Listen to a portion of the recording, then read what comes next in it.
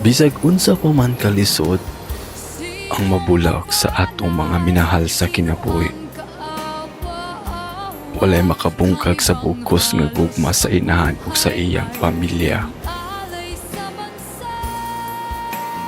Kung mabati nimo ang mga adlaw nga mangit-ngit na ug ang kamingaw ang nipuli, hinumdumi nga kanunay nimong maangkon ang gugma sa imong pamilya nga magdala og kahayag sa imong kinabuhi.